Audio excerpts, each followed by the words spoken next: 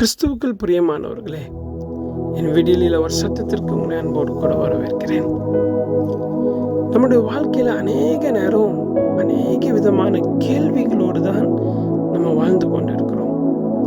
அநேகர் இப்படி கேட்பது உண்டு, என் வாழ்க்கையில எப்போ இந்த நிலைமை மாறும்? நான் எப்போ என் வாழ்க்கையில உயர முடியும்? என் வாழ்க்கையில எப்போ இந்த தரித்திரம் என்னை விட்டு நீங்கும்? இன்னும் என் வாழ்க்கையில ஒரு உயர்வு கிடைக்காதா? இன்னும் என் வாழ்க்கையில இந்த போராட்டமா? இன்னும் நிந்தையா? செய்யாத குற்றத்திற்கு நான் இன்னும் தண்டனை அனுபவிக்க வேண்டுமா? ஏன் என் வாழ்க்கையில வீணான பழிகள்?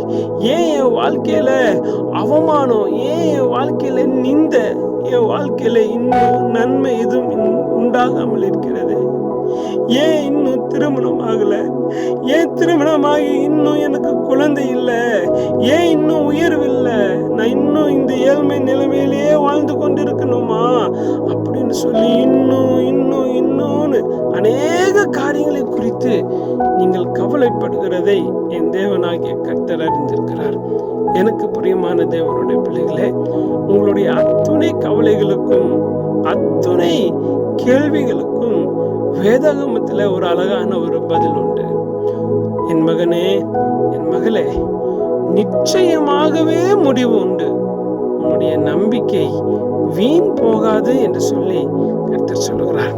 எனக்கு பிரியமான தேவனுடைய பிள்ளைகளே, வேதாகமத்தில் எலியான்னு சொல்லி ஒரு நபர் உண்டு. அவர் தேவனுடைய தீர்க்கதரிசியாக கருதப்பட்டவர்.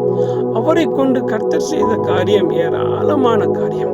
அநேக காரியங்களை கர்த்தர் அவர் கரத்தை கொண்டு செய்திருந்தாலும் அவருடைய கடைசி நாட்களிலே எசபேல் என்கிற ஒரு பெண் நிமித்தம் அவர் தன்னுடைய ஜீவனுக்கு பயந்து அவர் ஓடுகிறார். அந்த இடத்தை விட்டு அவர் ஓடும்போது ஒரு இடத்துல போய் தங்கி அழுகிறார். ஆண்டவரே, போதும் ஆண்டவரே, என் ஜீவனை எடுத்துக்கொள்ளும், எனக்கு வாழ பிடிக்கல, நான் சாக விரும்புறேன் அப்படின்னு சொல்லி ஆண்டவர்கிட்ட அழுகிறார். ஆனா ஆண்டவர் எலியாவை பார்த்து சொன்னார், ஏன் எலியா நீ அழுகிறாய்?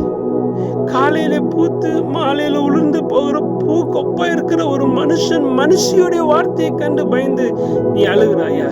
கவலைப்படாதே, உன்னை கொண்டு நான் செய்ய வேண்டிய காரியம் மிகப்பெரிய. நீ இன்னும் பயணிக்க வேண்டிய தூரம் வெகு தூரம். அதனால சோர்ந்து போகாத. நான் சர்வ வல்லமையுள்ள தேவன், நான் உன்னோடு கூட இருக்கிறேன். ஒரு நாளும் நீ தோற்று போக நான் விட மாட்டேன். நீ என்னுடைய தாசன் என்று சொல்லி கர்த்தர் எலியாவை தேற்றுகிறார். எனக்கு பிரியமானவர்களே, கர்த்தர் உங்களையும் தேற்றுவார். எத்தனை நாள் தான் ஆண்டவரும் பொறுமையா இருப்பார். நிச்சயமாக உங்க விஷயத்துல அவர் உங்களுக்காக காரியங்களை வாய்க்க செய்வார். God bless you.